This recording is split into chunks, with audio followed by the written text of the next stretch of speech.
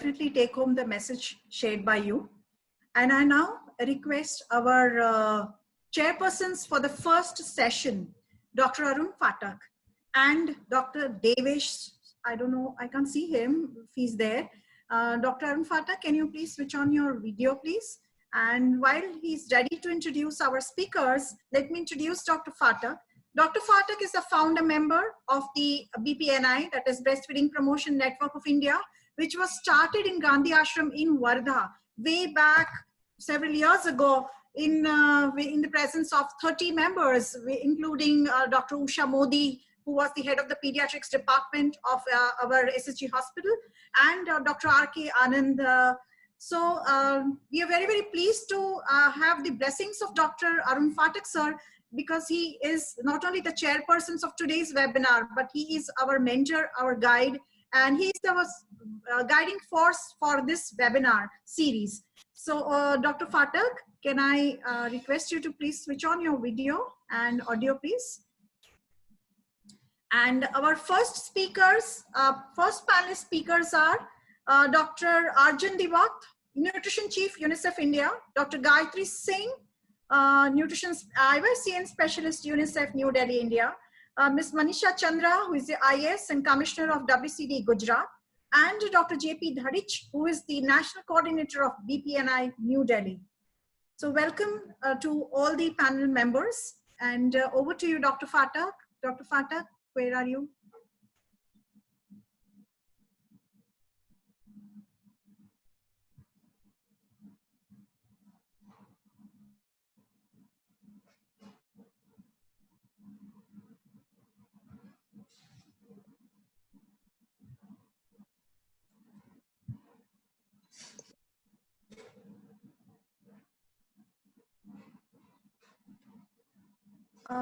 I don't know what is wrong with Dr. Phatak.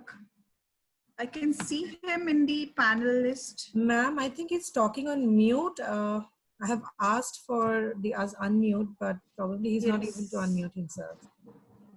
Can you ask him to unmute himself? Because lost. Yes. Hello. Yes. Yes, Dr. Phatak. Can you hear me? Yes. Yeah. Thank you.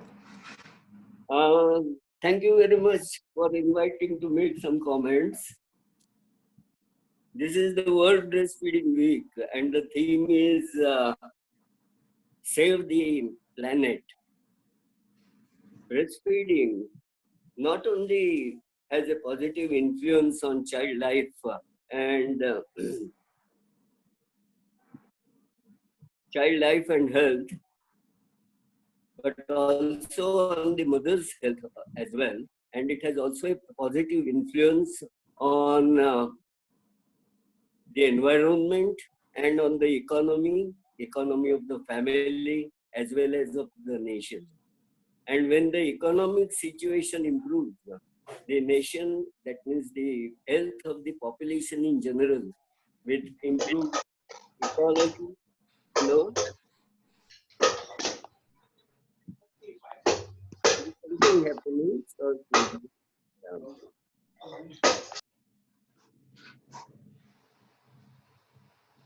yeah.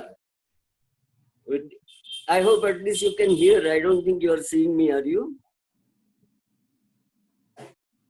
Hello? We can hear you. And we can see you. Yeah.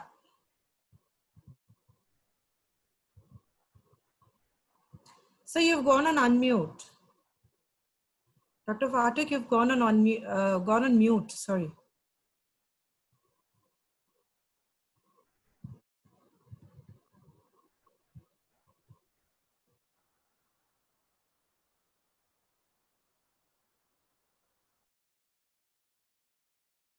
Yes, sir, you are audible, sir.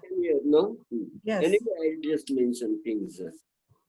You see, it has an importance for the ecology, for the economics and everything, and it again reflects back on the health of the population. So if I look back, as was mentioned, 1991 seems to be an important year for breastfeeding promotion because WABA was formed in that year and because BPNI was formed in that year. Now, if you find 1993, the BHI was introduced formally in our country. And after this, there was quite an enthusiastic response for breastfeeding promotion, protection, and support for almost about 2 decades.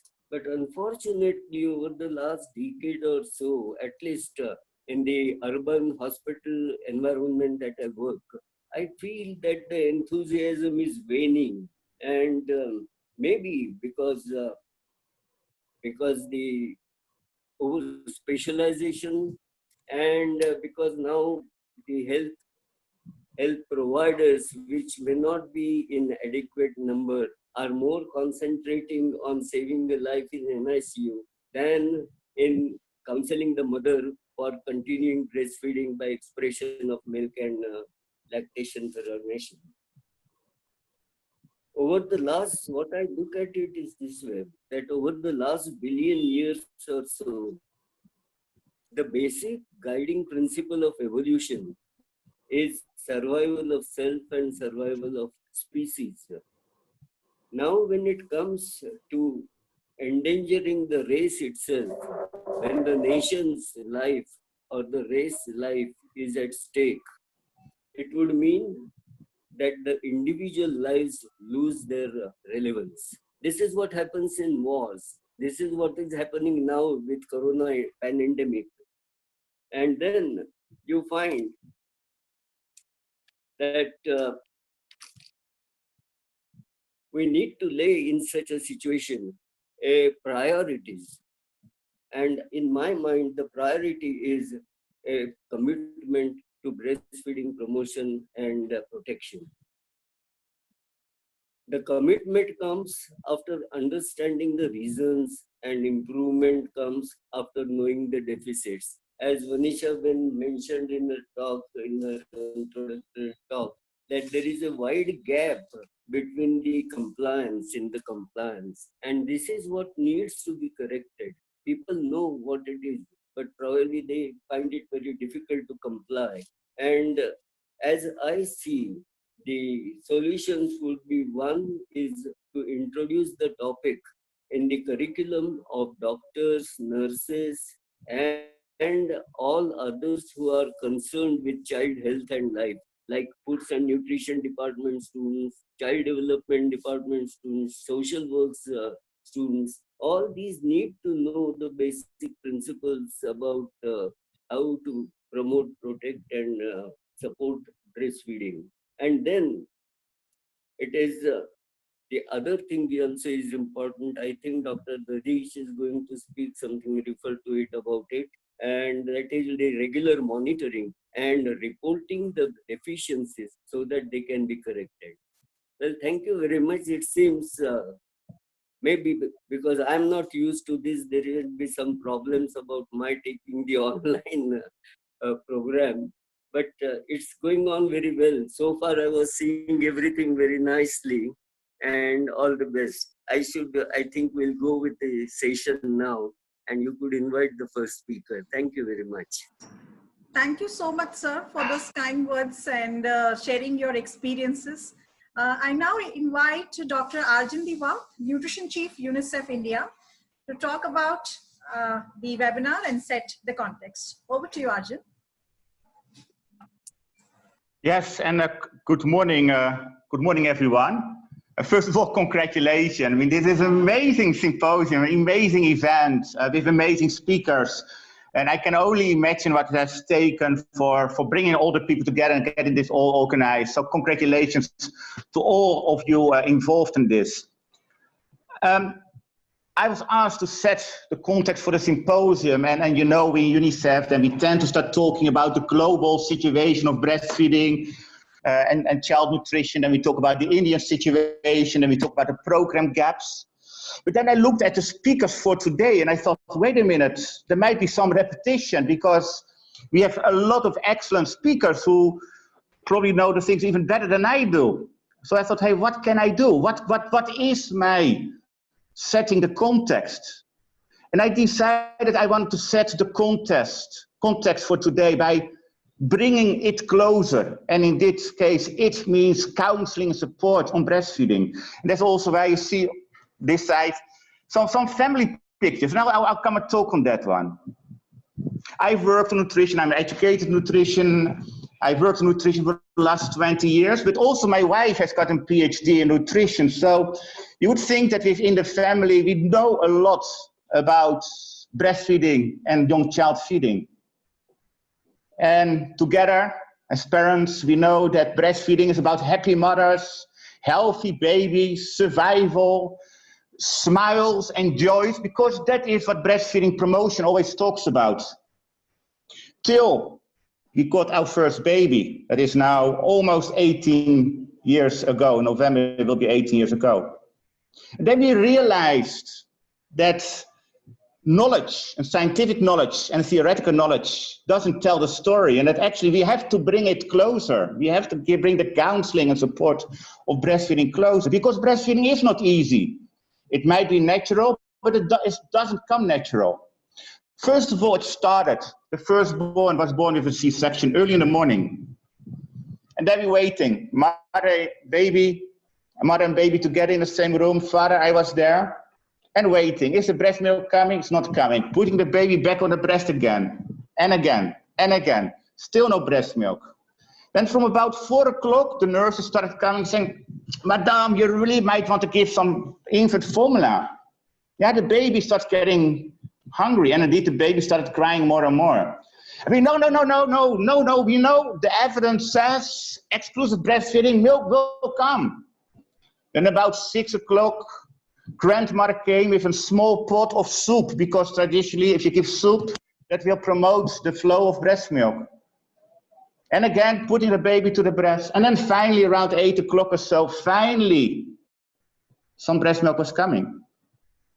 But also, nobody had told us that it's painful, that first breast milk. That was painful for my wife. And of course, me as a father, no, it's okay, and we'll learn, and it will, I'll give him all the encouragement that we're supposed to give his father. By the way, breastfeeding is more often painful. I think all the mothers know, all the mothers who have been breastfeeding know the time the baby starts chewing and starts trying out what it can do with those little cheeks and starts biting. It can be painful when there's too much milk in the breast, when the breast gets engorged. And then the doubt, is it enough? Do I have enough breast milk? Why is the baby still crying and still crying? And we feed again and still crying.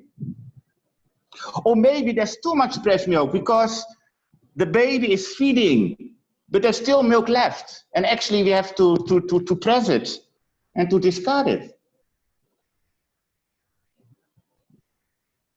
Then also later, remember the first visit, sometimes without the baby to relatives, or the first day my wife went to the office to work again after 5-6 months. With the first cry of a baby in the room, then the breast started leaking. Nobody had told us that breasts leak when you're not breastfeeding. I remember my wife coming home after the first day, like, oh, I need to do something about this. And then, of course, the magic 6 months, exclusive breastfeeding for 6 months. We were really determined to do that. Yeah, we had all the knowledge. And we tried it, and with all the struggles, trying, and all the successes, all the joys as well, we managed to do it. And around 6 months, we started introducing other foods.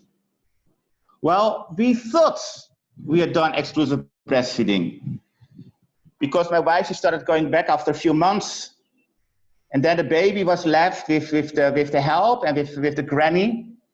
And the granny was not convinced about exclusive breastfeeding. So later, and it actually was a few years later, we learned that when the baby was about 4 or 5 months old, some additional foods was given, because seriously, people couldn't believe that exclusive breastfeeding was the right thing to do. Now the role of the dad, and I know that I had this play this role, but what role? I mean, I don't have the breasts. So encouraging, reading up, giving more information and studying why is the milk not coming, what to do with encouraged breasts, what to do with painful breastfeeding. So I did the reading, my wife doing the reading, together learning.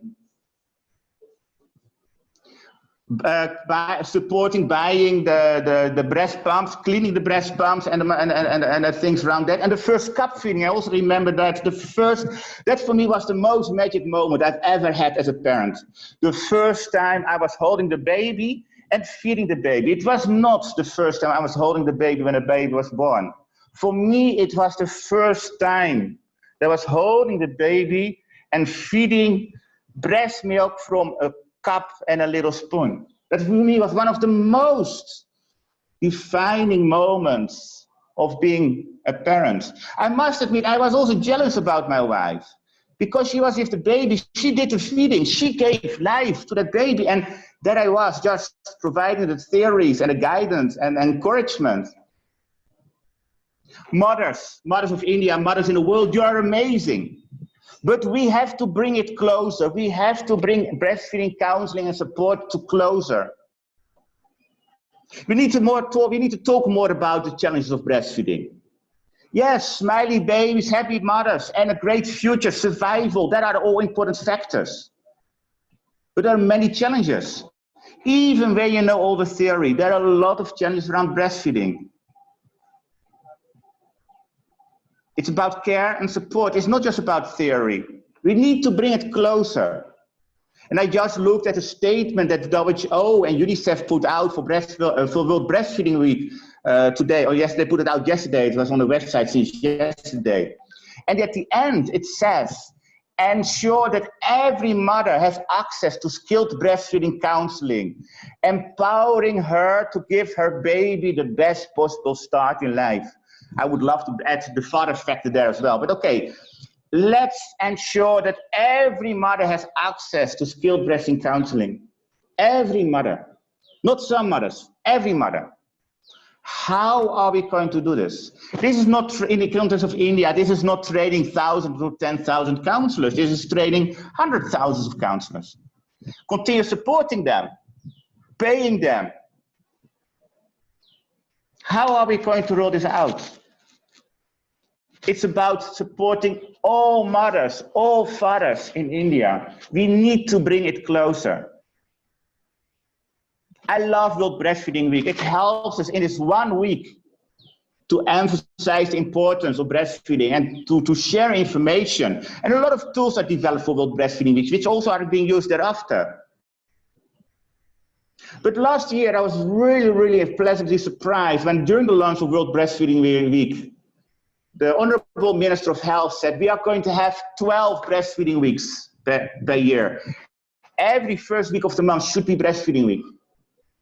And I hope that we collectively can put it as one of the recommendations, an action, not recommendations, action points, because it's not a recommendation for other people. It's commitment for ourselves, by ourselves. What are we going to do to ensure that every first week of the month becomes a breastfeeding week? To bring it closer, and so close that at the end, every week is breastfeeding week for every child, for every baby in India. Because while we might celebrate 1 breastfeeding week per year, mothers need at least 12 breastfeeding weeks per year. Every baby needs breastfeeding week every week during the first 2 years of life. These were my introductory remarks, and here you see the pictures. The first picture I could find of my family, the youngest one was just born, and his little brother there and the mother. And then just next to that, a picture, where's it this side? A picture of last year. And you see, actually it's a year old now, and you see the firstborn who will turn 18 in November. He's taller than me, and I'm not that short actually. He's even taller than me. And even the lastborn, he's now actually about my height as well.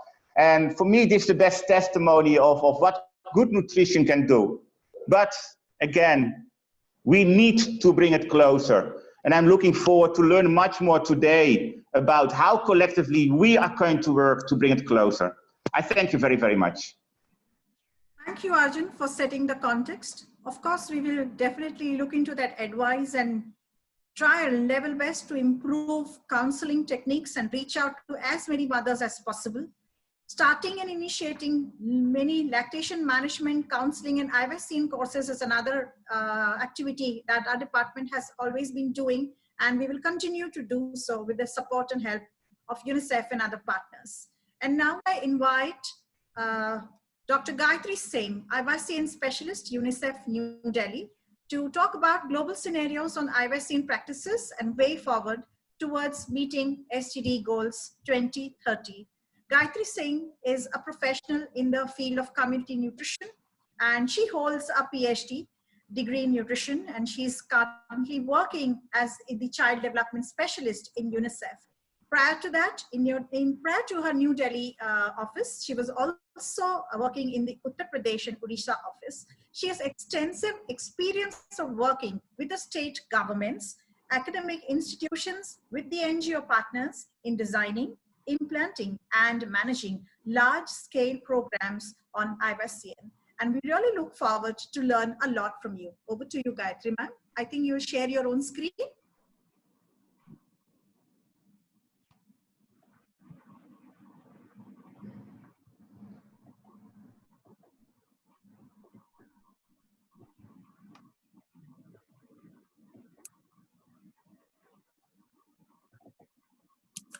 Is my screen visible?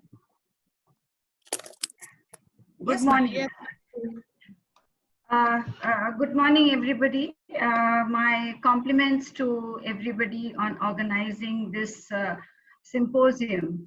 And I think what is interesting about this meeting is looking at interlinked and integrated themes and not confining only to breastfeeding, because we know it's really about talking about continuum. We are talking about continuum of feeding. So starting from the first hour of life, we're looking at how do we get the nutrition of infants and their mothers right.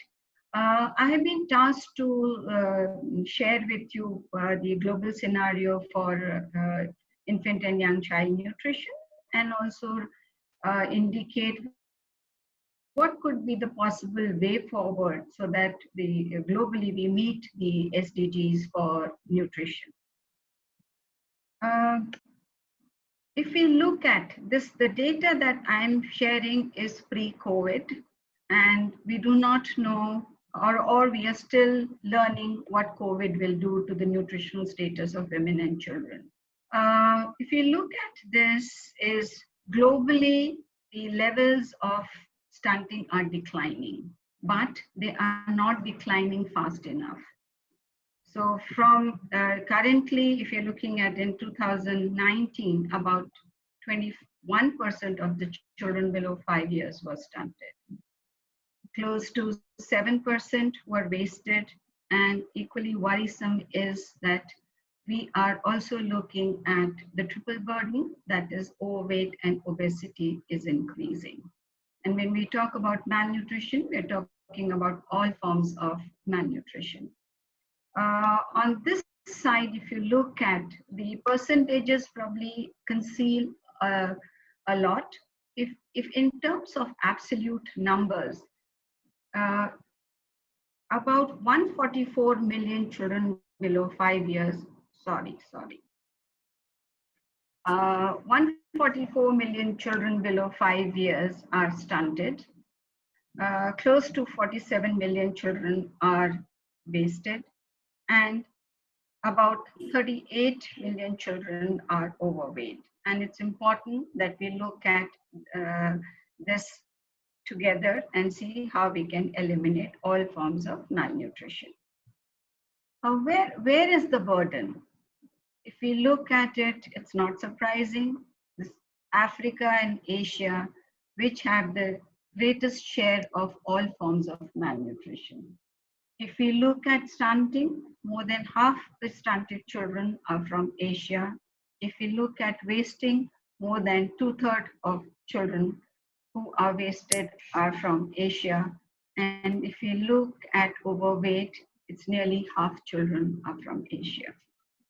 And if you look at within Asia, I mean, it takes no prize for guessing, is the Southern Asia which contributes to this burden. So again, it's important that we know what is the situation. We know geographically where the priority needs to be on. I'm not going to bore you with the statistics and all, because I think that is available. But if I may be allowed, I'm going to talk about the infant food and feeding and why does it matter. What we know is more and more children are surviving. And with the numbers that I quoted for stunted, wasted, and overweight children, definitely our children are not thriving. I've been distant from the field now because I'm working at the Delhi office for close to 10 years. But when I went back to the field, and it was just a transformation is happening at the field level. The aspiration of the families is changing because the families are assured that yes, health services are available, that there is more chances that the child will survive. So their aspiration is not to have many more children. And I'm saying this based on my experience of working in Orissa in the early 2000 and late 90s, where survival was an issue. Today, what is equally important is not only children survive, but they also thrive, because what is the aspiration of the parents is we don't want many children, we want healthy children who can study well and who can be independent and fend for their own selves. So looking at this whole aspiration of families, I'm going to focus on foods and feeding, because food is not only for nourishing your body, it is also important for nourishing your brain. Starting with breastfeeding, because we all know breastfeeding is the best food for the child from the first hour of life, and it contains all the nutrients that the child needs for the first 6 months. What I'm presenting to you is the global breastfeeding scorecard, which is developed by UNICEF and WHO as part of Breastfeeding Collective. And I think what is important is the red bars that you see are the targets for 2030, and then where we are. When we are looking at early initiation of breastfeeding, nearly 60% of our infants have to wait too long for their first milk. And this, I think we need to examine in light of that more and more deliveries now are happening at the institution level. So really a missed opportunity. There has been some progress for exclusive breastfeeding, but yet again, against the target of 70%, it's about 41% of children who are exclusively breastfed for the first 6 months of life. And then it's also important that breastfeeding is sustained for the first 2 years.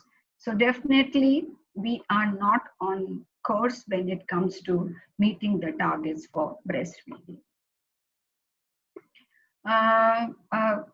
Dr. Nambiar, when she presented it, I think you beautifully brought out that it's not really talking about one aspect of counseling, because it's all interrelated, looking at the whole building blocks of systems. And this is again the data, I'm presenting the data from the breastfeeding scorecard. And the percentages here are countries where that practice is being followed. It's a sobering thought that if we look at about $5 investment per newborn from the donors, this doesn't take into consideration government funding, and we are aware that government's investment is much more than what comes from the donor. It's only a very small fraction of countries where there is adequate investment.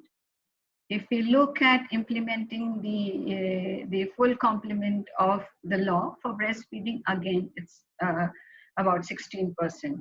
I now come here, and if you're looking at this piece, we see in terms of compared to what is on the left side, these figures are higher. But again, sorry, I think my computer is very sensitive. If you're looking at in terms of the health facilities, so here we are touching about 50% health facilities, or a district-based programming for breastfeeding is in place. But then if you're looking at the earlier coverage figure, and I come back to, and this is something that Aryan, as part of this programming, has ingrained into us, is it's really, are we giving, like mothers who are delivering, do everybody get the counseling support, the skilled counseling support that they require? Is it of good quality? Is it of the desired intensity? So we very, I mean, popularly we call it as C-square IQ. And I think this graph is a reminder that, well, things are happening, but what is more important is to ensure the quality and intensity, and also continuity. And I think in the context of COVID, all this becomes very, very important. Coming to complementary foods and feeding, if we look at minimum dietary diversity, because all of us know, and I don't need to tell the people who have joined, no single food is going to answer. There is no magic bullet that you eat this food and all your nutrient requirements are going to be fulfilled. We need to have a variety of foods, and especially for a child when the stomach is small, so that the child's rapid body growth and brain growth is fueled adequately. If we look at it globally, 1/3 of children who are 6 to 23 months old children are not receiving a diverse diet. Now coming to looking at what is happening when we look at in terms of income. And here, if you're looking at even for the poorest wealth quintile, it's really 1 in 5. But if you're looking at even with the highest wealth quintile, it's close to only 1/3. So really, I'm again going back to, and I think Aryan, thank you for setting the context. It's really not only families who are resource poor, who are not offering the child a diverse diet, but also well-to-do families who have the resources and the children are not being fed. Next is, what are our children eating? And if you're looking at this, is most of the children globally, and I mean, if we have done this for India also, it doesn't differ. So primarily the children are being fed grains and breast milk and some amount of dairy products. If you're looking at consumption of animal food, especially in case the family is consuming non-vegetarian foods, the child is not given those animal foods, which are it can be an important source of nutrients for the child. Children are not being given yellow fruits and vegetables, an important source of vitamin A, and many of them are not being fed fruits and vegetables. So definitely the diets of the children are monotonous. Looking at this is, even if we look at 6 to 23 months, it's not a homogeneous group. The challenges for food and feeding are different for younger children as compared to the older children. And what the data is showing is that younger children are eating a less diverse food as compared to children who are 1 to 2 years. Definitely 1 to 2 years are not eating optimally, but comparatively, the younger children are eating less diverse food. And here I would like to point out is, if you look at food and feeding, because children have to get used to different textures, they have to get used to different taste, and the first year of life is also where thresholds for certain tastes are established. I would here like to point out salt and sugar, because children, if they are offered very salted and very sugary food, already the damage is done in the first year of life. Evidence shows that children who before the age of 9 months do not get lumpy foods, then they will continue to have feeding problems later in life. So that's a reminder of where we are for food and feeding. Now coming to what can be done, and this is, I'm drawing from the action framework that UNICEF and other partners have worked on globally to identify what needs to be done to improve the diets of young children. And I'm sure that if we apply this, this holds true for across different age groups.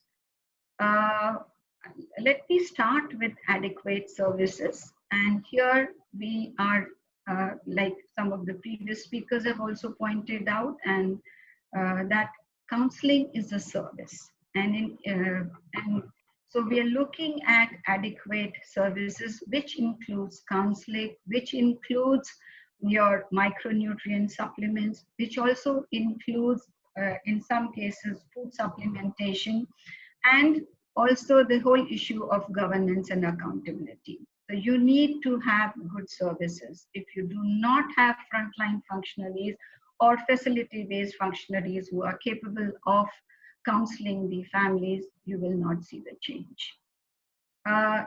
This needs to translate into household level practices, because the food and feeding happens at the family level. So we are looking at adequate practices.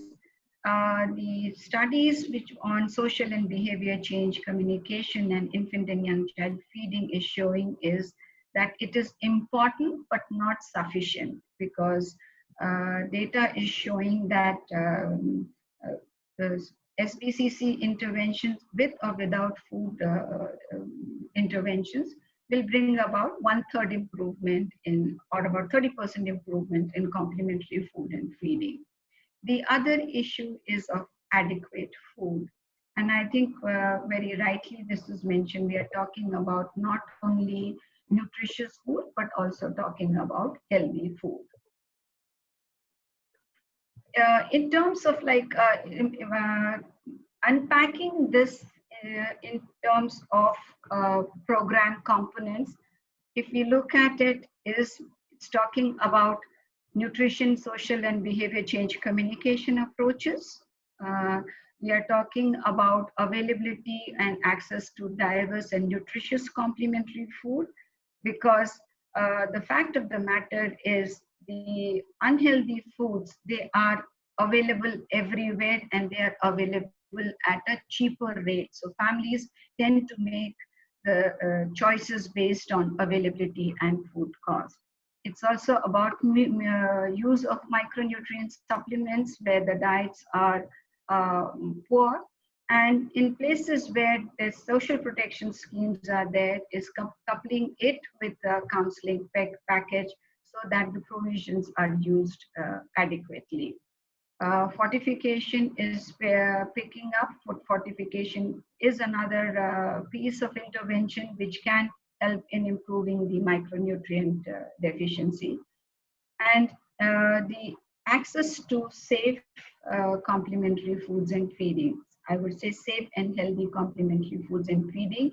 And in the context of COVID, this becomes very, very important, because what we are hearing from the field now is families are concerned whether it's safe to give fresh foods, is it safe to give animal foods to the child, especially in the case of, in the context of COVID. And last but not the least is counseling, including talking about responsive feeding and stimulation. And I think this is very, very important, because we have to make food aspirational for the families. And really talking about telling families that it's not about really filling the stomach of the child. It's really about stimulating nourishing the brain of the child, because in the first 2 years of life, the physical as well as brain growth is the most rapid. In terms of action framework, what is important is that we need to adopt a systems-based approach, and we will not be able to change the global situation by working in a few local geographies. It's really about improving the food and feeding of whether I'm focusing on children. We can take any age group. It's really about how do we make improvements at scale. Now, what will it require? It will require working with the food systems, and especially when we know healthy diets are more expensive and not so easily available. So it's really talking about marketing, talking about what is produced, how is it processed, consumed, and then really fed to the child. So it's talking about the food systems. It's also talking about the health systems. And how do we integrate communication and counseling through these systems? Talking about WASH systems to see how we can ensure that the children have access to safe water as well as safe food. Social protection plays an important role, especially for families who need the intervention the most. Again, I'm repeating, social protection alone will not be sufficient. We need to combine it with the package. When we're talking about food, the systems-based approach, the pillars that we are looking at is action at the policy level. We are looking at action at the institutional level, coupled with actions at the household level, the community level.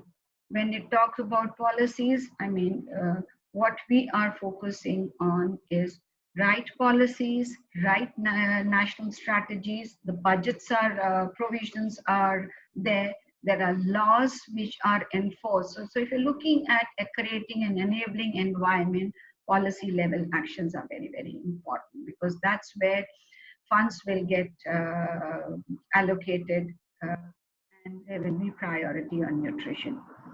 It's also important that we do not look at a vertical program, but look at integrated approach and see how do we prioritize and mainstream issues of nutrition against various platforms, against various national or global priorities, whether it is the universal health coverage, or in the context of India, if we look at Poshan Abhiyan, which is a multi-sectoral program for nutrition. So really looking at how we prioritize nutrition. At the institutional and level, it's really about having those supplies in place. And when I'm saying supplies, I'm not only meaning the medical commodities, but also seeing that we have a workforce of skilled functionaries, both at the facility level and at the community level, to provide the required information and support to the caregivers. And not only limiting ourselves to facility, but also seeing that we have a strong community-based programs. And when I go back to the slide on breastfeeding, the scorecard, nearly about half the countries are saying that they have district-based programs. So what we need to do is see how these programs come closer to the communities and to the families to bring about the desired change.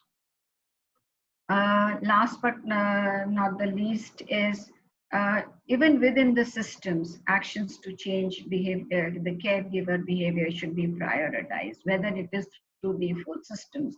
You can have the food, but I as a mother, if I do not value that food, or I as a father do not value that food, I will continue to feed the children based on what I think is important. So across the systems, what we need to prioritize is how do we influence the caregivers' behaviors?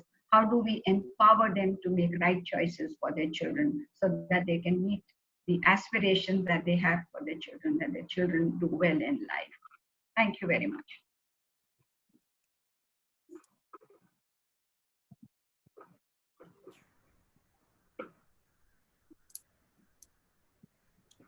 Thank you, ma'am. Manisha. Thank you, ma'am, for that very, very informative presentation. And now I move on to the next speaker, and I invite Manisha, ma'am.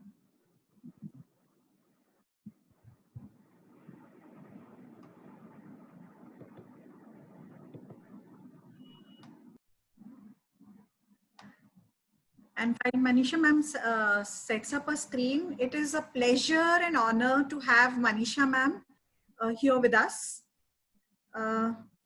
She is the secretary of and the commissioner of WCD, which has a very, very important role in management of malnutrition, in curbing the situation of the pandemic in this country, and also to improve the MIYCN status.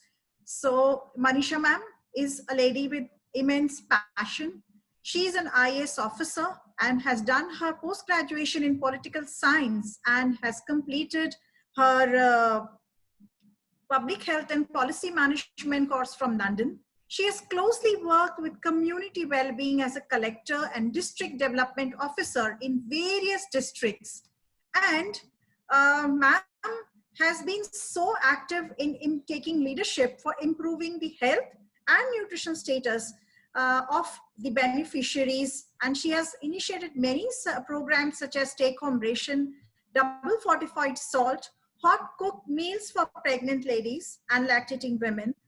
She has used information technology in ICDS, like establishing the State Management Center, EHRMS, for online recruitment of Anganwadi workers and helpers, and DBT, that is direct payment for honorarium of Anganwadi workers and helpers, and real-time tracking of supply of THR and other stock of HCM. So in this hour of pandemic, when the world is learning to go digital, we have amidst us a lady who is already ahead of time and has introduced the world of ICT in the state of Gujarat.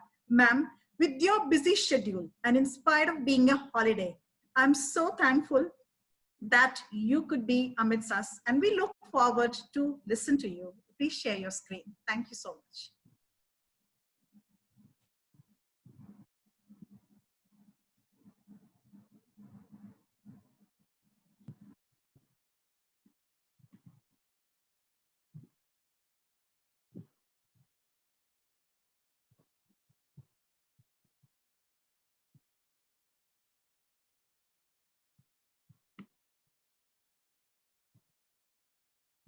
Thank you. That was a very long, but very, that was a very long introduction. I thank MSU and all the partners who have come together and joined forces to organize this global symposium. It is also an honor for me to present whatever has been happening in Gujarat in the past few years on the nutrition front. And before I begin my presentation, I would like also to wish all of you, because we are sitting on the first day of the breastfeeding week, I wish on behalf of my department, this has been a very unprecedented year, considering that we are all facing the COVID pandemic, and the entire way of delivering services has changed. And we are nonetheless observing the breastfeeding week in a different manner, of course. Today we'll be calling all the pregnant mothers who are expecting their deliveries anytime in this first week of August, and even I would be calling a few mothers today. And that is what this is, the initiative, the campaign that we have started today in the entire state. And there are several other things planned up in the next 7 days. But of course, taking you through what has happened in the state and what we are doing on the nutrition front. As we all know, I look after ICDS, which was a program that was introduced in 1975. But looking at its scale in Gujarat, we have 6.5 crore people in Gujarat, but the ICDS is implemented through the network of 53,029 Anganwadi centers. We have close to 50 lakh beneficiaries of the various categories. And this, of course, everybody is aware of, considering that we look after the children, then pregnant and lactating mothers and also the adolescent girls. I would like to highlight some of the key initiatives which the department has taken. We have strengthened the supplementary nutrition program. We've also initiated, because what I find is that community participation, as was also mentioned by the previous speakers, is very, very crucial if we want to bring about, really make a dent on the nutrition front in the country. So we have initiated a slew of community-based events. Then there is one-time a full meal program which is being run for the pregnant and lactating mothers in certain pockets of the state. And of course, we have the ambitious Do the Sanjeevani program, which is also run in most of the tribal districts and the backward districts of the state.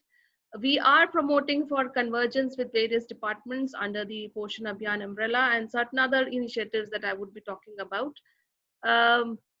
Supplementary nutrition is a very important aspect of the ICDS services, but unfortunately, for a very long time, we were not really able to ensure a regular supply of this supplementary nutrition.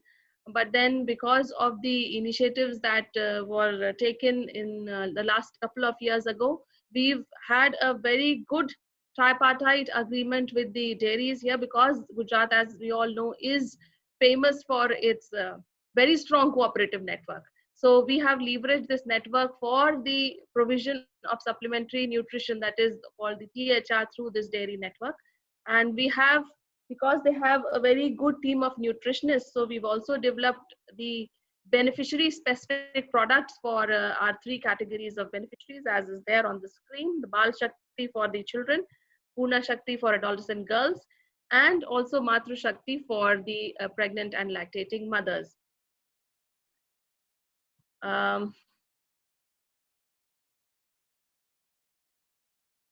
The adolescent girls, because the government of India has limited its budget only to the 11 to 14-year-old out of school children, out of school adolescent girls. But what we thought was that we should continue providing support, nutritional support, to the adolescent girls as well, who are beyond 14 years of age. So we have introduced a state-sponsored scheme that's called Purna for 15 to 18-year adolescents as well.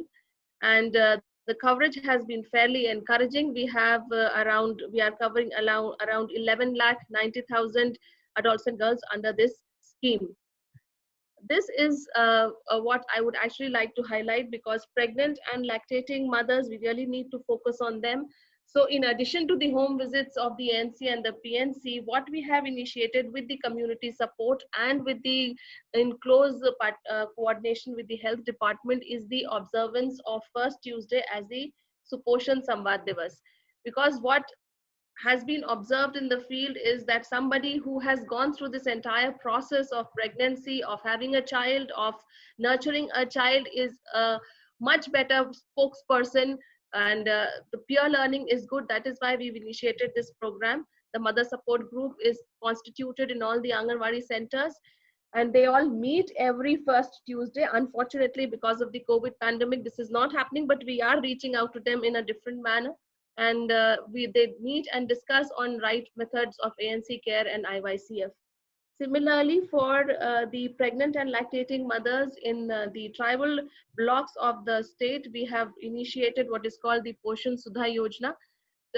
We are benefiting around 26,649 women. Again, the idea behind this is to ensure that the lady who is pregnant and who is lactating up to 6 months at least gets good nutrition, so that we know what would be the impact of good nutrition during pregnancy.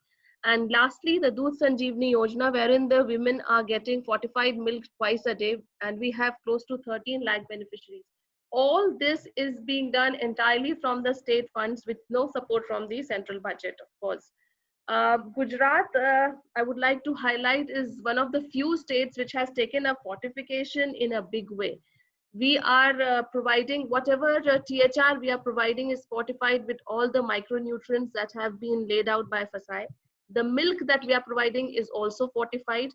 We are also providing double fortified salt, again, which is iron and iodine in it. And we have also entered into an MOU with the dairies, because the flour that we were providing for supply of preparation of hot cooked meal would also be fortified. So very shortly, we'll also be providing fortified wheat flour to be used at the Anganwadi centers. In addition, we have switched over from the cottonseed oil that we were using for cooking at the Anganwadi centers to the groundnut oil, and that again is fortified. So we are, whatever we are supplying at the Anganwadis is fortified, because we all know what is the benefit of fortification. During COVID pandemic also, we've tried our best to reach out to all these mothers, and we have in fact given a big push to the home visits of our Anganwadi workers.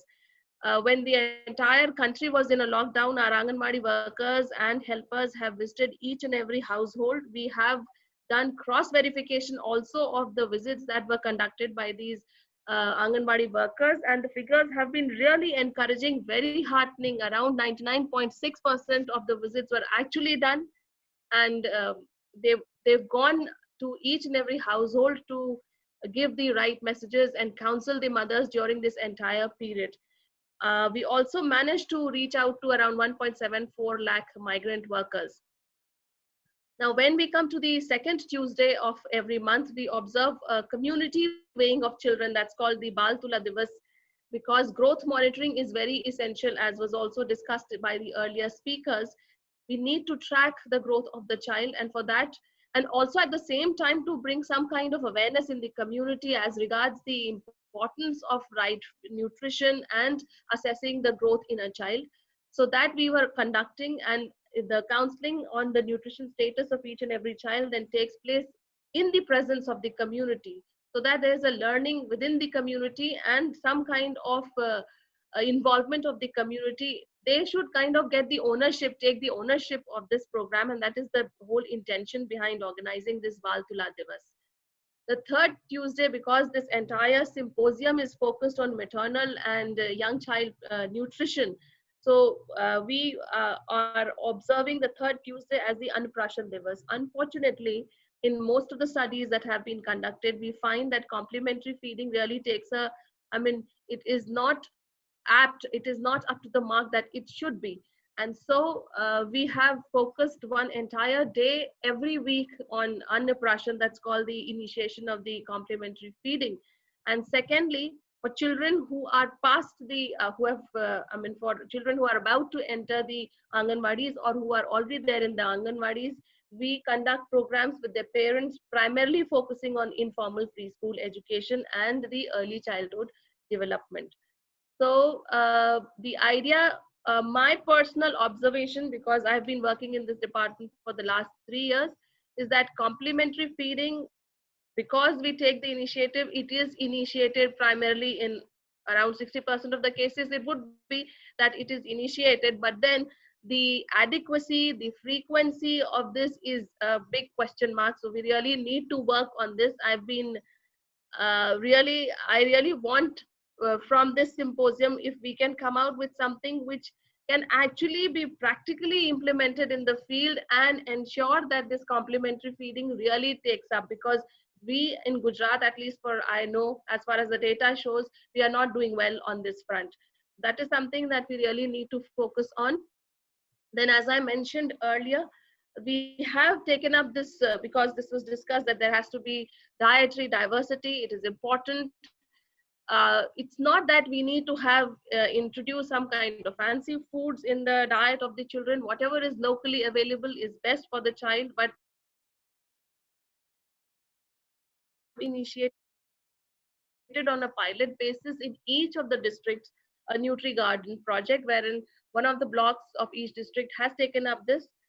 We have ensured convergence with concerned departments like the water supply, the agriculture department, and even the horticulture and the forest department in certain cases, wherein these seasonal vegetables are being cultivated and they are being then provided by the Anganwadi workers to the beneficiaries. As long as these Anganwadis were functional till March, we were using the products of these Nutri Gardens for the cooking, for preparation of the hot cooked meals at our Anganwadi centers.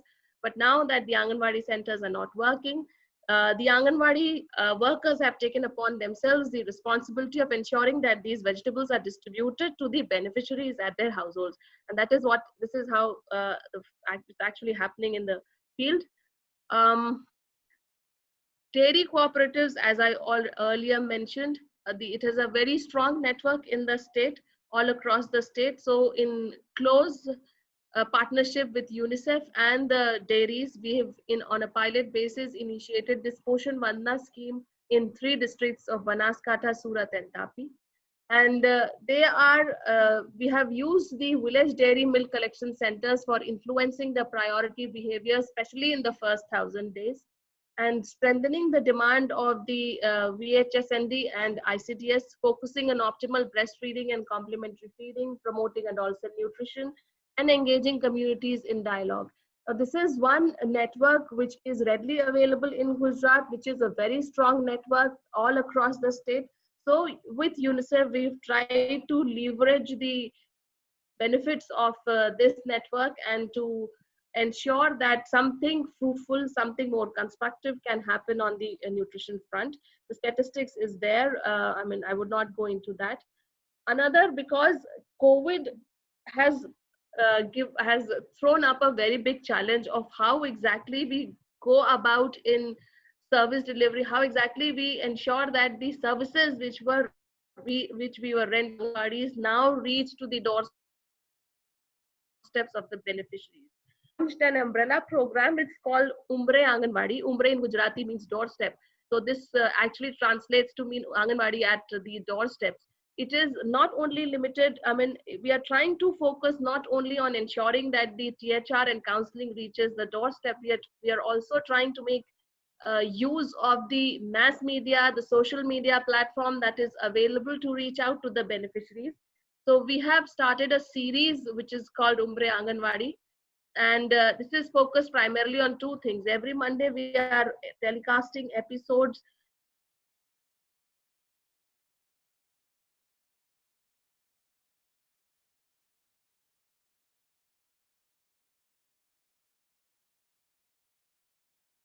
we are focusing on the maternal nutrition, on the breastfeeding as we have been discussing today, then on the complementary feeding, on adolescent nutrition.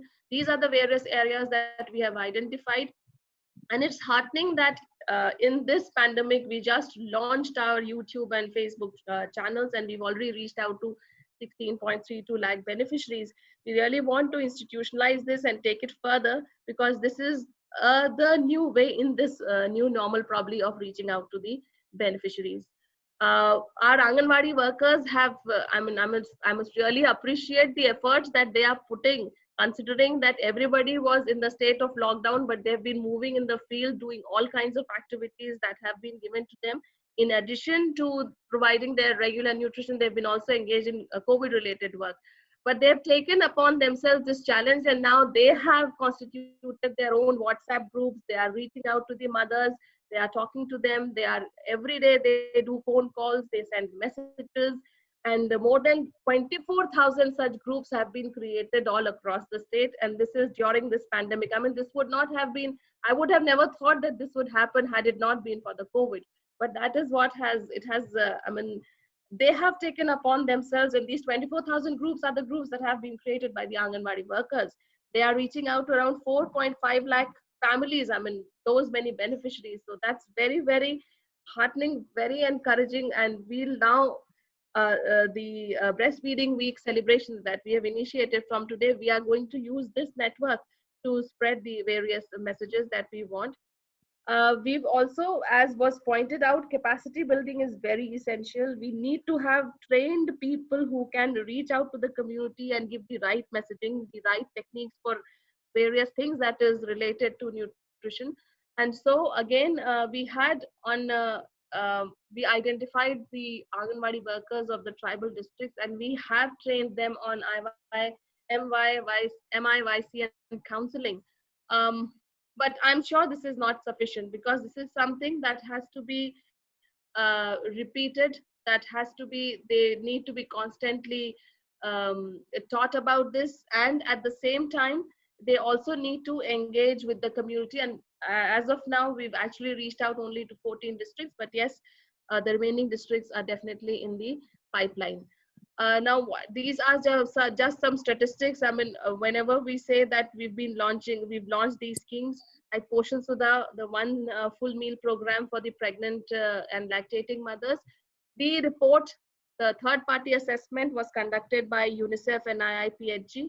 Again, the benefits are there for everybody to see on the screen. Again, we've been quite successful in implementing this program, and we'll definitely, seeing the encouraging results, we'll definitely scale it up in the coming days. Likewise, the take-home ration program was also assessed by the planning department. This is a new initiative that we took. It was launched in 2018, and only in January this year we've been able to cover the entire state with this new take-home ration formula, and that has the people have really appreciated. And it is, again, now we need to see how exactly what has been the impact of this on the nutritional indicators of the children.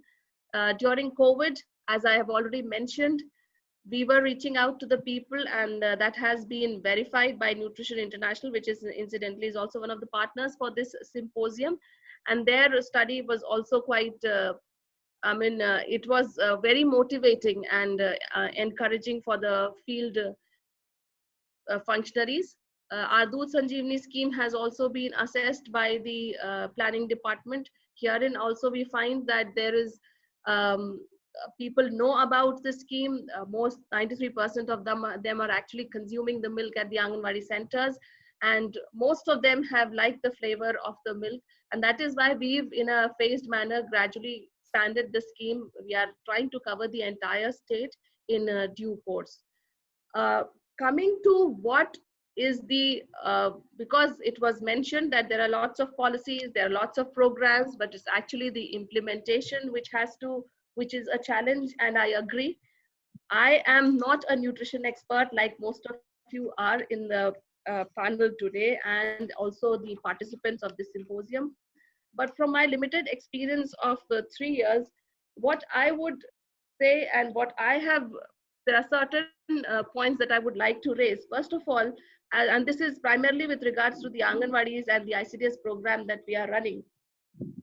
First is that despite all that we have done, and even, considering that what we are also doing, lots of changes that we have brought out in the way we are reaching out to the people, but still the uptake of Anganwadi services is a challenge. How exactly we ensure, maybe we rebrand the Anganwadis, of how exactly we go about it, that even I am looking for certain probably insights so that we can improve the enhance the uptake of services, because that is one aspect. We are saying that we reach out to 50 lakh beneficiaries, but yet there is a huge chunk of people whom we are not reaching out to, and even those to whom we reach out to, their involvement also is not up to that extent. So that is one that I feel needs to be really worked upon. I would be grateful if this paper comes out with certain suggestions on how we improve the uptake of these services. Secondly, how do we involve the community? We are trying to engage them through the various platforms, the various fora that we have developed, the four Tuesdays, which we call the Mangal Divas, that we are observing primarily with the intention of engaging with the community. And still now in COVID times, this is going to be a very, very big challenge. And how we engage with them is another challenge that we really need to work on. As far as the state of Gujarat is concerned, I've already mentioned that we'll be rolling out the Poshan Sudha across the state. We'll be the Anganwadi centers open for the use at all the Anganwadi centers. We'll also engage more with the dairy cooperatives across the state for community partnership in nutrition works. Again, for me, one of the focus areas when we're talking about nutrition is adolescent nutrition.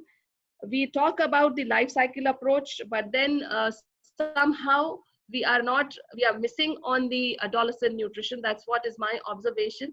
With my best of efforts, we've had a scheme also, but I find it very difficult to engage with these adolescent girls. I have been repeating this time and again, and that is one area again which I feel that we really need to work on. And lastly, how we ensure quality, because I mean, we are talking about the numbers, we are reaching out to these many people, but ultimately, what is the outcome that we are getting from all this? And qualitatively, I mean, are we able to bring about some quality changes or not? That is very important. We at the department in Gujarat are undertaking small initiatives to improve the quality, and this third party assessment or probably our random cross verification of the field is happening, but we really need to work on institutionalizing this. So that is my final remark, and I thank all of you for the patient hearing, and I thank MSU and especially Professor Nambiar, because unfortunately I was not able to respond to many of her messages because I was working with something on COVID, but I thank you for all the patience and for all the platform that you've provided. And this symposium has a huge participation, I see. I mean, this is the first webinar that I find is being attended by such a huge number of people.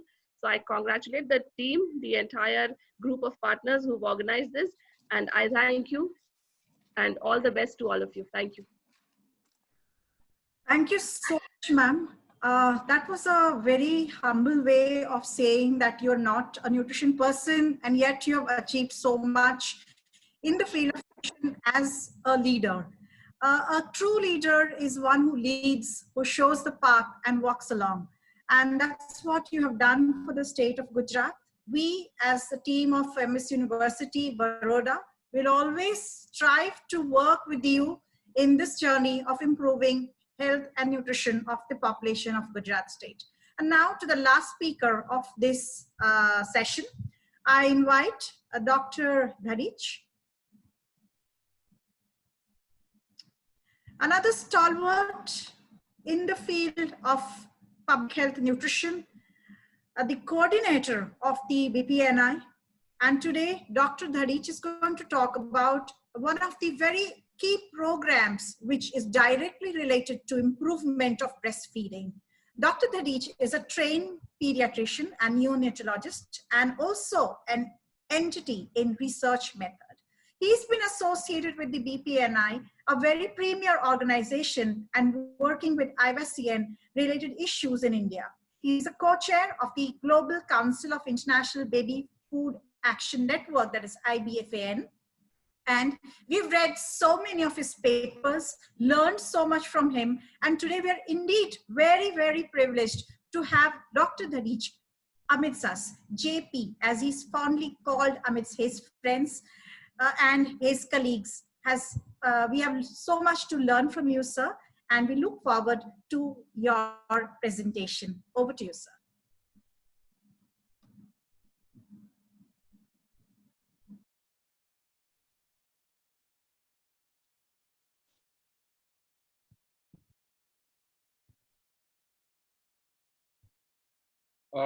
Thank you, Dr. Professor Nambiar, for this kind introduction. First of all, I would like to thank the organizing team for inviting BPNI to participate in this important webinar. Good morning, everyone. As we know that optimal feeding is crucial to health, growth and development of babies and health of mothers, but feeding practices are not optimal in almost all parts of India because mothers are not fully supported either during pregnancy or after birth.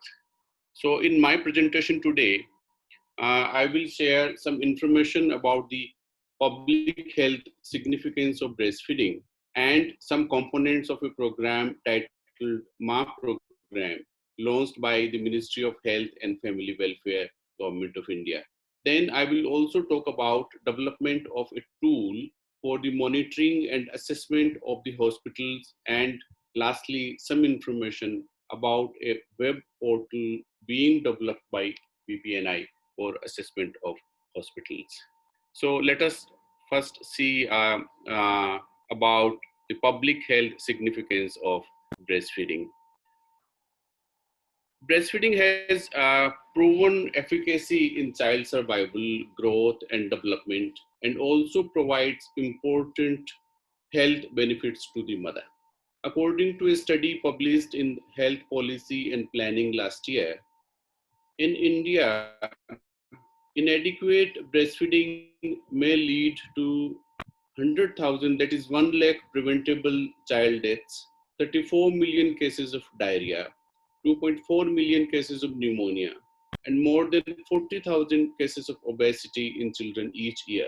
Similarly, inadequate breastfeeding can lead to more than 7,000 cases of breast cancer, more than 17,000 cases of ovarian cancer, and more than 87,000 cases of type 2 diabetes in mothers each year.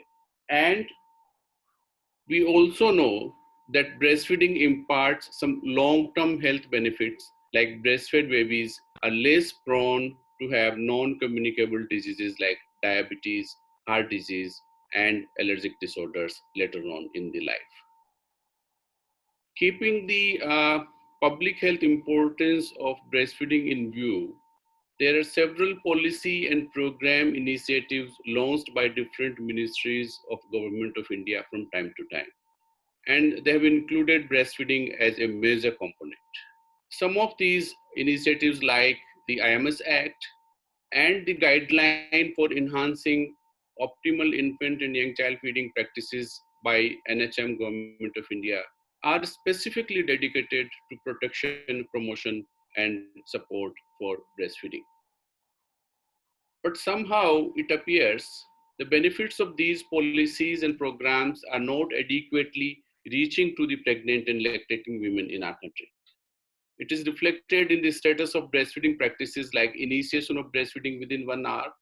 In spite of having 79% institutional births, as reported in the NFHS 4, initiation of breastfeeding within 1 hour is only 41.6%. And it is interesting to note that initiation is 81.4% by the end of first day. It shows the willingness of the mother to start breastfeeding. What they need is proper information and support through counseling during the antenatal period and at birth, which may improve the practice of early initiation in our country. Similarly, the exclusive breastfeeding, which is high during the first 2 months, falls rapidly and it reaches from 72.5% at 72.5% at 2 months to 41.5% at 6 months. Introduction of plain water and other milks, they gradually increase from 2 months to 6 months. This is the period when the mother needs effective counseling support to continue practicing exclusive breastfeeding. So taking cognizance of the significant role of breastfeeding in child and maternal health and other benefits of breastfeeding, Ministry of Health and Family Welfare launched a nationwide program for breastfeeding promotion called Mother's Absolute Affection, that is MA program. And it was launched during the World Breastfeeding Week in 2016. It is an intensified breastfeeding promotion campaign targeting around 3.9 crore pregnant and lactating mothers, 8.8 lakhs ASHAs, 1.5 lakh sub-centers, and 17,000 delivery points. UNICEF India and BPNI, they were assigned the responsibility of technical partners for this program by Government of India. Goal of the program is to revitalize efforts towards promotion, protection, and support of breastfeeding practices through health system to achieve higher breastfeeding rates. And there were 3 objectives. Number 1, to build an enabling environment for breastfeeding through awareness generation activities, targeting pregnant and lactating mothers, family members, and society in order to promote optimal breastfeeding practices. Number 2, to reinforce lactation support services at public health facilities through trained healthcare providers and through skilled community health workers. And number 3, to incentivize and recognize those health facilities that show high rates of breastfeeding along with the processes in place for lactation management. There are 4 components of the MA program, which include number one, build enabling environment and demand generation through the media. Number two, capacity building of community health workers, ASHAs and ANMs, mothers meeting by ASHA, breastfeeding counseling at village health and nutrition days and SCs. Then delivery point strengthening by capacity building of ANM, nurses, doctors in lactation support, and management at facilities and role enforcement on breastfeeding at delivery points. And number four, monitoring and awards of the health facilities. The MA award, all four components of the MA program are equally important. Today, I will focus more on the fourth component of the program, that is recognition for best performing baby-friendly facilities and giving MA awards to them. It was envisaged that those facilities performing well on promoting, protecting, and supporting breastfeeding, as per designated criteria, they would be awarded and recognized. This was designed as a confidence building and motivating initiative, and as one of the key inputs for keeping up with certain standards. So I will tell you briefly about the tool for the hospital monitoring and award now. It was decided by the Ministry of Health and Family Welfare and WHO India to develop and validate a tool in accordance with the new WHO Baby Friendly Hospital Initiative BFHI guidance of 2018 and 10 steps to successful breastfeeding. And it was to evaluate compliance of health facilities with the revised 10 steps for successful breastfeeding and their accreditation or recognition under the MA program. It was important to recognize here that when the MA program was launched, these revised BFHI guidance and revised 10 steps were not there. But when it was decided to develop a tool to assess the hospital, it was decided that the tool will be based on the revised criteria. This task was assigned to BPNI by the Ministry and WHO India. To supervise the development of the tool, a technical advisory group chaired by the Deputy Commissioner, Child Health, Ministry of Health and Family Welfare, and coordinated by BPNI was established, in which WHO India, UNICEF India, civil society representatives, and experts from academic institutions were included as members. The group had periodic meetings to assess the progress and take decisions. As a part of the assigned work, a self-assessment tool and an external assessment tool and a key to grade the hospitals were developed. First, the self-assessment tool was developed and pre-tested. It contained 9 basic information points and 12 questions.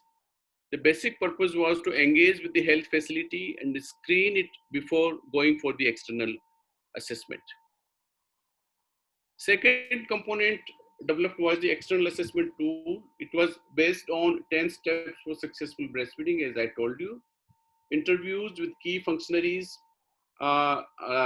like the hospital administrator, the clinical staff providing healthcare to the mothers, medical as well as nursing staff, then the pregnant women, the breastfeeding mother in the postnatal ward, and the mother of baby in the neonatal unit. So there were questionnaires for interviewing all these personnel.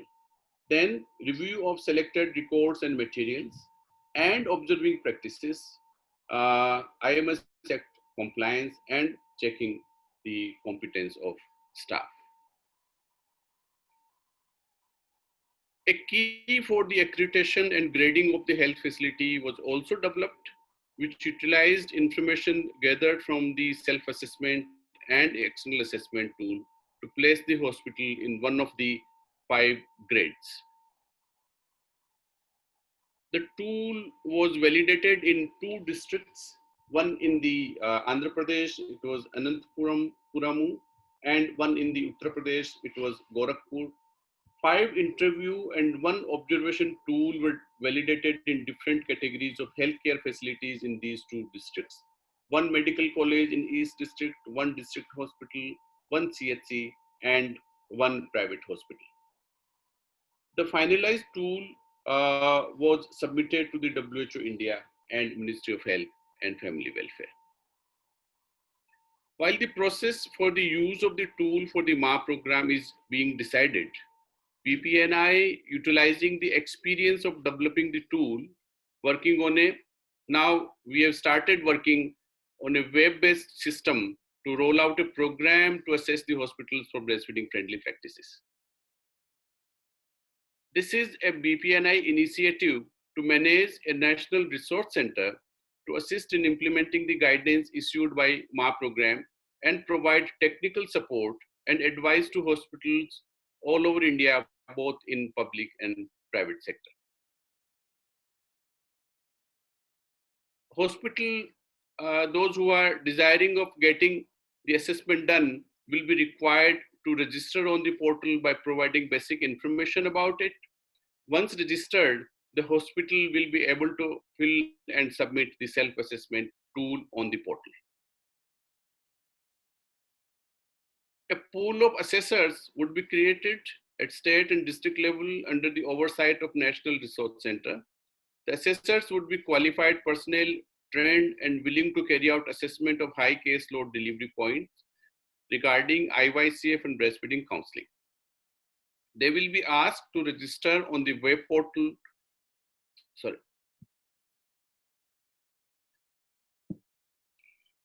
Once approved as an assessor, they will get login credentials using which they could upload the findings of the external assessment of a hospital on the portal. The process of assessment has two components. The first is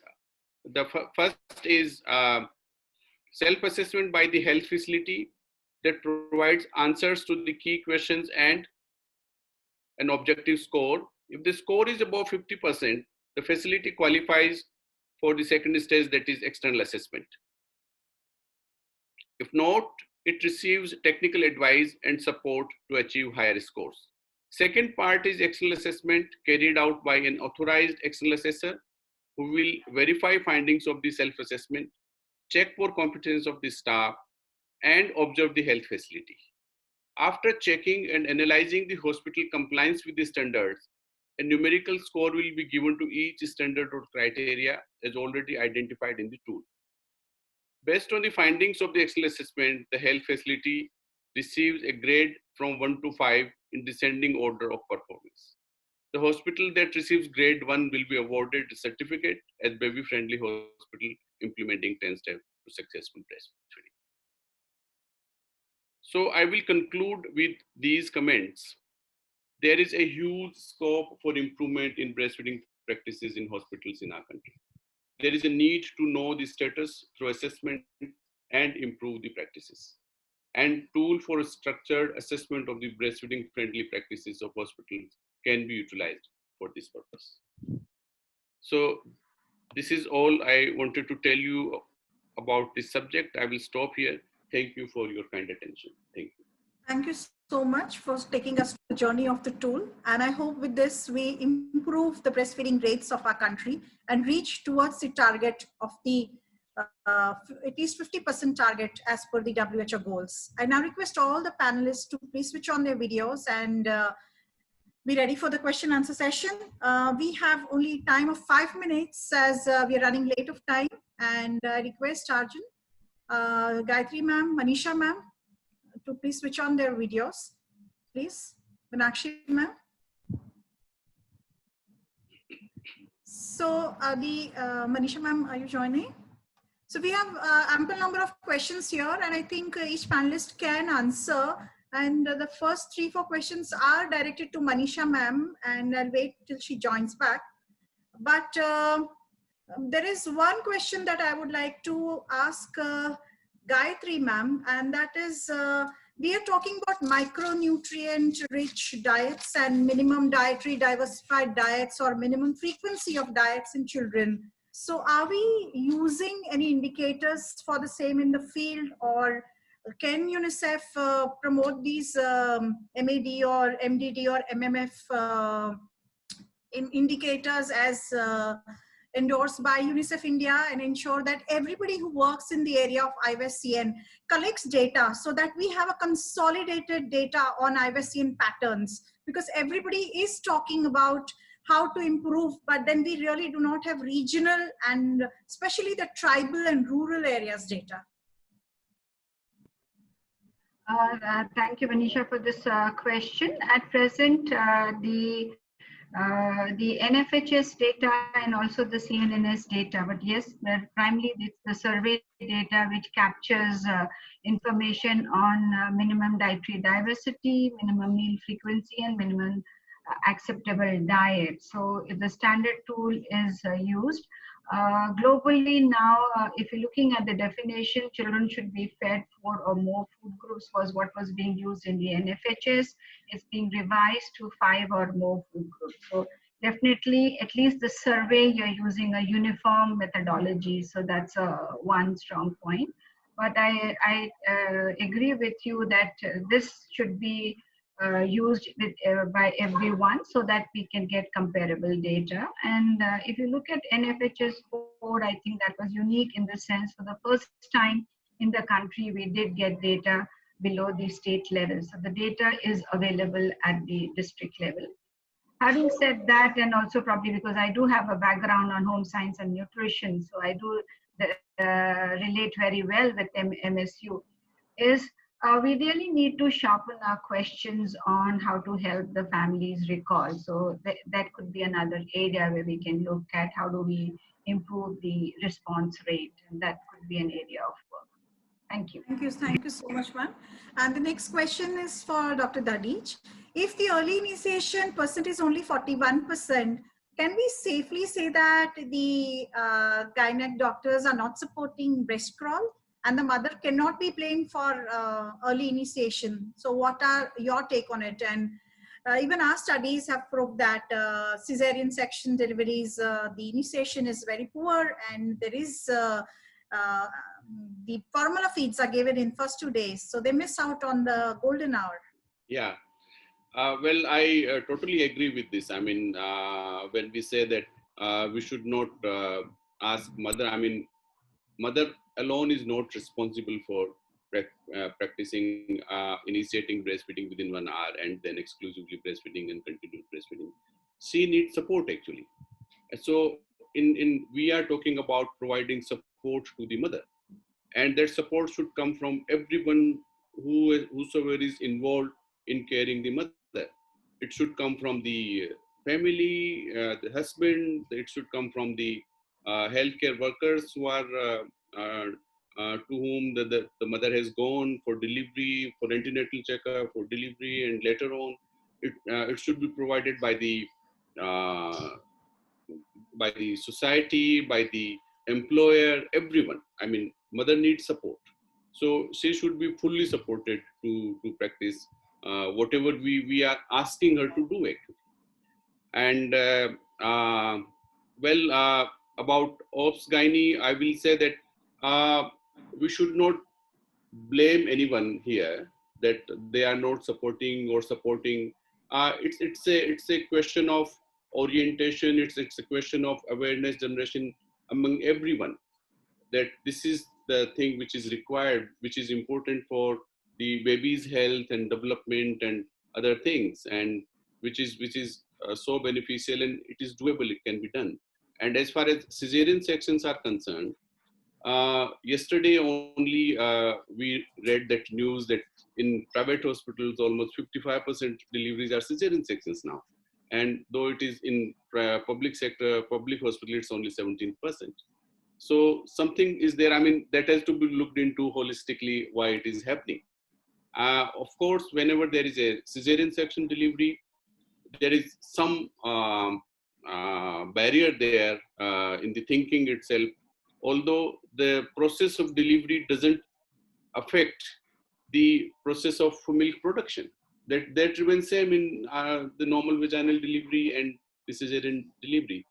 Yes, the mother with cesarean delivery needs more support.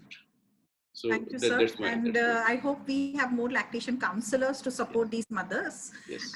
Now I request Professor Dr. Arun Phatak sir to conclude the session. Dr. Phatak sir. Please, can you switch on your video? Pathak sir? Unmuted. We can hear you. We can hear you. Please I conclude the think session, sir. video is a problem, is it? It's okay. We can hear you, sir. Okay. We can feel you, sir. As long as I'm audible, it's fine. We can feel you, sir. Dr. Dadich, I was so glad to see you after so many years. That was very nice. Well, it was a very nice session. The time, as usual, is always short, and there is hardly any time left for questions and answers. This happens in most of the conferences. Our first speaker, Arjun, I was wondering about the counseling. And as just now our host said, there might be more lactation counselors. But I think on the spot, everybody has to be a lactation counselor. I remember in a baby-friendly hospital when the mother was carried and from the labor room to the bed, and the child was kept on her chest. She complained, "Oh, but how can I get milk now?" And it was the class 4 servant who was carrying the stretcher. She told her that when tu chinta na kar, tu taru wal apene. Don't worry about milk. Give your love and affection to the child. That is what she said. You see, so everybody has to be a counselor ultimately on the spot. The counselor cannot come if the baby is to be given a contact right within 10 minutes as UNICEF suggests. I don't think a counselor will be present. So the basic things have to be taught. And that was one thing which I said in my introductory thing, that this has to go imbibed into it. The other thing about Gayatri Singh, well, there are always various teams and other things, and there will be always some doubts here and there. People, the CDC charts were not acceptable. Before that, Harvard charts came. Before that, other charts came. But even with the WHO charts, people have some doubts because they are not based on breastfeeding children. And there was a time when breastfed children were supposed to be faltering as they approached 4 months. People used to say, "Oh, breastfeeding, the children falter after 4 months." Although that was the true this thing. So maybe, as it has been suggested, the malnutrition should be diagnosed strictly by weight on stature and not only on stature or not only on the weight. The third one was, of course, quite interesting. The ICDS program going on, we know it very well. And a very good point was that we have to be prepared for emergencies as it is now. Like that, the point was made that sustaining progress during periods of stress is very important. It's all right, we do a program, but like this COVID pandemic, it has been now almost 6 months and it will go on for 6 months more. And how to sustain all these programs, we have to think about it. And Dr. Dadej, of course, I have not much comments. I think a similar study was done in the past in various districts of the nation. It might be interesting to see what were the results at that time and whether there is any improvement now of this thing. But that was quite fine. And I think monitoring and not only monitoring, but correcting the deficits after that is important. I was wondering about the certificates and this thing. Is only one person who is the best given certificate, or is it all those who perform at a particular level? I think it should be that you set a lower limit that this much may be the performance, and everybody who performs that may be given a certificate instead of selecting only one. That is how I feel. Anybody who gets 35 marks passes. It doesn't matter whether it is 98% or 35%. Thank you very much. I hope I will see Arun Gupta also in the next session. Thank you. Bye. Thank you. Thank you so much, sir, for your very, very valuable comments. And since we are